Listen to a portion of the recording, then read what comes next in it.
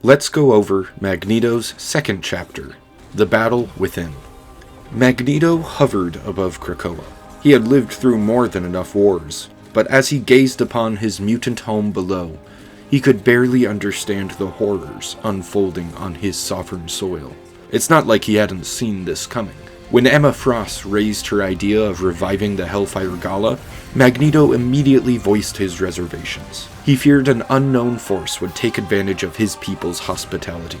He knew Krakoa would have to tread extremely carefully as their nation emerged from its hiding. Still, he gave his vote to Emma, believing she and the fellow X-Men could take on any threat their new world could throw at them. He failed to consider the threat wouldn't come from Earth. After the gala began, the Krakoa portals were somehow hijacked by Ultron.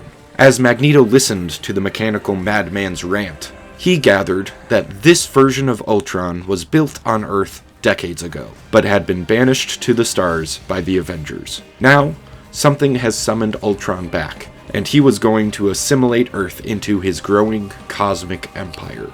Krakoa was just another stop on his world domination. But if Magneto and all of the heroes at the Hellfire Gala could stop Ultron right now, it could be Ultron's last stop. Carnage quickly erupted across the island as seemingly endless waves of Ultron's automatons arrived on Krakoa. As heroes focused on the flood of bots, Magneto searched for the true Ultron to end its existence permanently. Eventually, he found Ultron, and he was currently being distracted by a very angry Hulk dressed in the tatters of an old suit. Magneto saw the opportunity and seized it. "No more Ultron!" Magneto shouted. "Krakoa is a free nation, and you shall not take it from us!" Ultron didn't turn. Instead, dozens of drones were sent to attack the mutant leader. But with a simple wave of his hand, the drones were crumpled and scattered across the ground. Magneto would not entertain these puppets. He generated a massive sphere of magnetic energy raised between his hands and demanded Ultron's respect. "Ultron, consider this battle..." Before he released his magnetic energy, he was hit with a powerful blast straight through his armor. Ultron knew how threatening Magneto was, and silently eliminated him from the board. "Magneto!" Captain America yelled as he ran over. "Hang on, soldier. We didn't both survive World War II only to be taken down by some rusty pile of..." He stopped. He had seen countless allies fall during service. Captain America knew a fatal wound when he saw one. He knew Magneto wouldn't survive. "Do not fret, Captain." A strangely reassuring tone was in Magneto's voice. "I have died many times, and this won't be the last." Many humans believe that your life flashes before your eyes as you die. For mutants, it happens when they are reborn. Every memory of a mutant is stored within Cerebro, and as part of the resurrection protocols, a new body is filled with each and every memory you have, as it grants you rebirth. After what seems to be both a split second and an eternity, the Black Void gave way to a blinding display of Magneto's memories. He saw his life growing up in Europe, his days as a prisoner in concentration camps, the discovery of his mutant powers, his meeting with Charles Xavier. Everything up until Ultron struck him down. Then he emerged from his pod, gasping for air. Without a word or hesitation, Magneto called forth metallic elements from Krakoa's soil, fashioning himself a new suit, more durable than his last. He left the hatchery and headed to Ultron. It would be easier to find him now, as he had noticed a strange, otherworldly element that Ultron was made of. He followed that metallic signature to the heart of Krakoa, where he found Ultron heading straight towards Magneto. "How curious," Ultron said upon seeing Magneto. "I thought your life signs had been extinguished. When I detected your biosignature suddenly return at a new location, I had to investigate the anomaly." "I am no anomaly," Magneto replied whilst hurling spears of scrap towards Ultron. "Like so many mutant brethren, I have simply been reborn. And you will be reborn once more, this time in my image."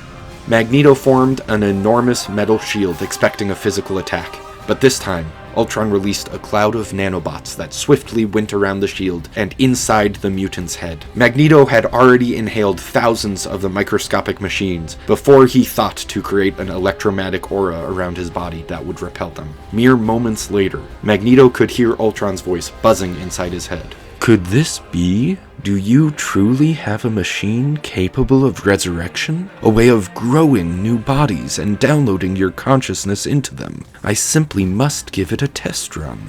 Magneto fought against the pain of his techno-organic invaders and reached out to Ultron. His force should have instantly ripped Ultron asunder, but Ultron barely bent.